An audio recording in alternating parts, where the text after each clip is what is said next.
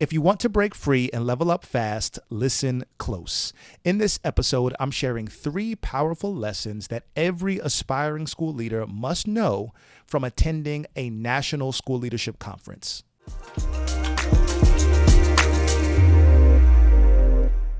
What's going on, aspiring school leader? I am Dr. Donovan Smalls II, educator, best-selling author, and school leadership coach. And today's episode is what I learned at a national school leadership conference, 3 lessons for aspiring school leaders. Now, I recently came back from a national school leadership conference in Seattle, and it was so invigorating. I enjoy going to conferences because it allows me to reflect on why I wanted to become a school leader in the first place. It gives me a newfound energy to lead me into the school year.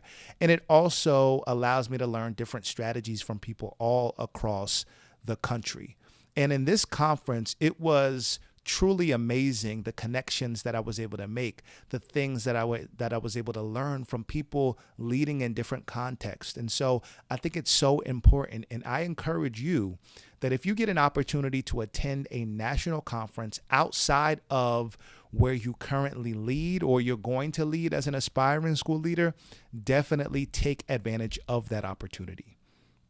So in this episode, I want to talk about 3 lessons that I learned from the conference that I think is truly going to empower you as you are continuing along your journey toward landing your first school leadership role. And so number 1 was conferences expand your mind beyond your reality.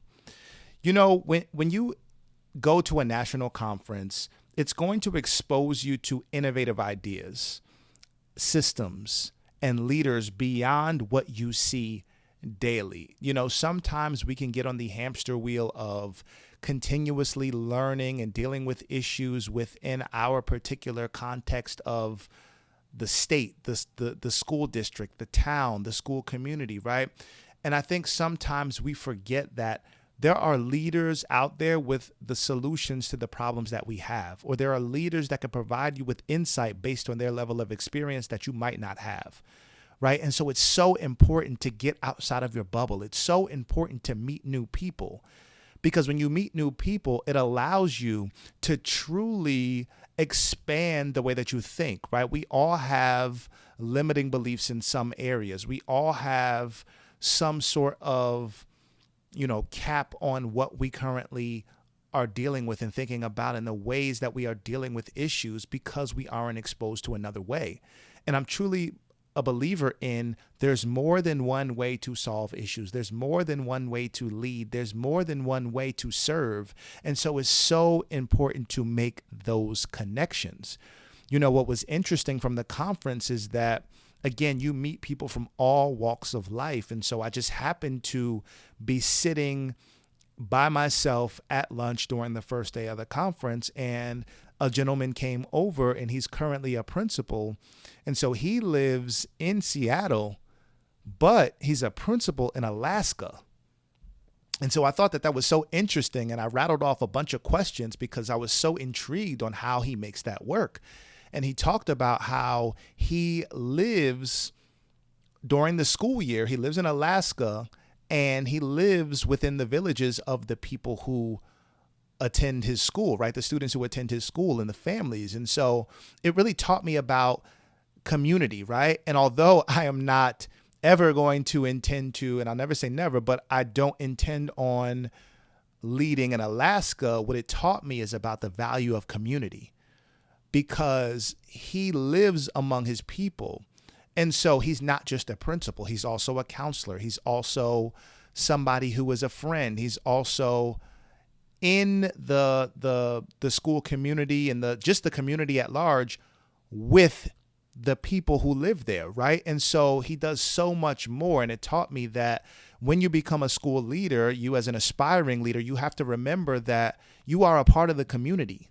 You're not just leading a school, you're helping to lead a community. You're helping to lead students who are a part of the larger community. And so you have to understand the context of the community just like you understand the school, because they go hand in hand. And so I thought that was so intriguing, and it opened my eyes to what's truly possible when you follow your purpose over comfort. Because sometimes we are so married to the current district that we're in as teachers that we just want to continue to elevate and be school leaders in that district because we're familiar. But at the end of the day, you have a purpose, and sometimes your purpose is going to require you to get outside of your comfort zone. It's going to require you to go into another school district because those students, those parents, that community, those teachers, they need you to be a leader in that particular context. And so you have to remember that sometimes you may be knocking on the door of school leadership, wondering why you haven't landed the role yet in the community, in the school community that you teach in. However, you could be knocking on the wrong door. And the door that's truly going to open could be in another district, and you are going to thrive there. So keep that in mind as you are applying for these school leadership roles, that sometimes you have to look at going outside of your comfort zone, outside of where you currently teach, because that may be where your opportunity is going to be. Exposure creates elevation, and it starts with seeing what else is out there. Your particular school community, as you are a teacher, is not what's all that's out there. You have to get used to expanding your horizon. And that's what it taught me when I met the gentleman, the principal from Seattle who leads in Alaska. Purpose over comfort.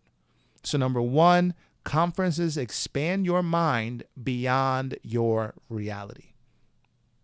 Number two, relationships are the most underrated leadership tool. You don't lead alone. The relationships you build at conferences can turn into mentorships, collaborations, and job opportunities. You never know who you're going to meet.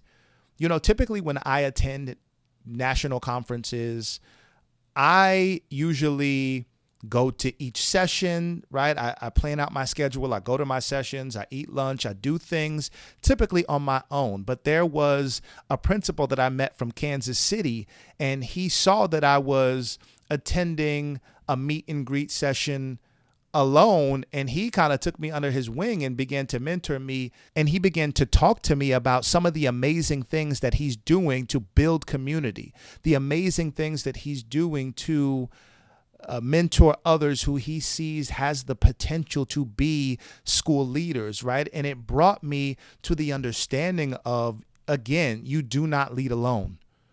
Mentorship is key. I would not be where I am today as a school leader if it wasn't for mentors who tapped me on the shoulder to tell me, like, you are going to be a school leader, not because I'm forcing you, but I'm actually seeing qualities in you that are going to be great for the school community that you will eventually lead, right? Sometimes we cannot see the leadership qualities that are in us, but it takes someone else to call them out. And so me connecting with the principal from Kansas City, and we've had kind of this ongoing back and forth about sharing ideas and sharing stories and even exchanging leadership tools that I can bring back to my leadership team, right? And so it's so important. Mentorship is so important. And you have to go outside of your comfort zone to these conferences if you have the ability to, because it's going to help you expand your mind. It's going to help you understand that you don't lead alone. It's going to connect you with people who could potentially be a mentor and open doors for you. And I want you to remember that your network is your leadership currency. So invest in it early, because it's not always about what you know. It's about who you know. And to take it a step further, it's about who knows you. Just because you know somebody doesn't mean that they know you. And so you want to keep that in mind as you continue to lead throughout your journey. Mentorship is key. And meeting individuals from different states, it's so exciting because you get to hear some of the things that they're doing. I'm talking about staff retreats where we're flying on helicopters, right, to just build some team camaraderie. And I'm talking about having family dinners where the administrative team is coming together, families included. So we're creating a sense of community amongst our leadership team so that in those times of where we're dealing with conflict, and those times where we don't see eye to eye, we can always refer back to the foundation that we set before the school year in terms of team building and community. So number 2 was relationships are the most underrated leadership tool. And lastly, conferences help you reconnect with your why. As an aspiring school leader, once you eventually step into that school leadership role, most of the time, depending on if you're going to be leading at an elementary school, if you're going to be leading at a middle school or high school, kind of depends on how your district is structured, right? If you're a supervisor, if you're a director, you might be a 12-month employee. And even if you're not, even if you're a 10-month employee, you might notice that sometimes your energy level is going to diminish. And you're going to be in a state of feeling like you need to be refueled, like you need to have your passion reignited. You need to have your why to be reconnected with who you are. And conferences allow you to do that. It allows you to be inspired by the keynote speakers. I mean, when I listen to Dr. Goldie Muhammad, when I listen to Damon John, when I listen to John Maxwell, like I was invigorated, right? I was inspired by all of the amazing work that they are doing, the journey that they are on, and it pushed me toward fighting the good fight. And so leadership is hard. I'd be lying to you if I didn't tell you that leadership is not difficult, because it is. But it's also very rewarding. But you do have to make sure that you are not pouring from an empty cup.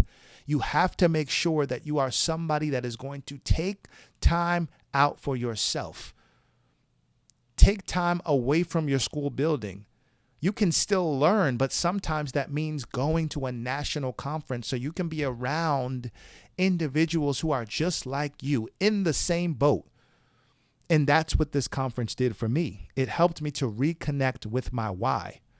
Leading can become routine, but conferences give you space to reflect and reconnect with your purpose. A strong why grounds you through pressure, through politics, and self-doubt. One of the other things this conference did for me is, and although we shouldn't be doing things for affirmation, I think we should be doing things from affirmation. It was nice to hear from some of the world-renowned speakers and leaders who were able to speak into the leadership that I am currently doing and tell me and encourage me and to say, man, you're doing the right thing. Keep going.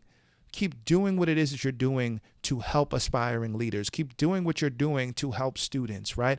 It's so encouraging to hear from people that you look up to, just to hear a word of encouragement, right? Not that we always need it, but it does feel good. It does give us a newfound sense of energy when we're hearing levels of encouragement, right? Because the reality is that you as a leader, as a school leader, you are going to be tasked with constantly pouring into your staff, giving them words of encouragement. But at the end of the day, sometimes you are not going to hear words of encouragement, right? Who is going to be the person that encourages the leader?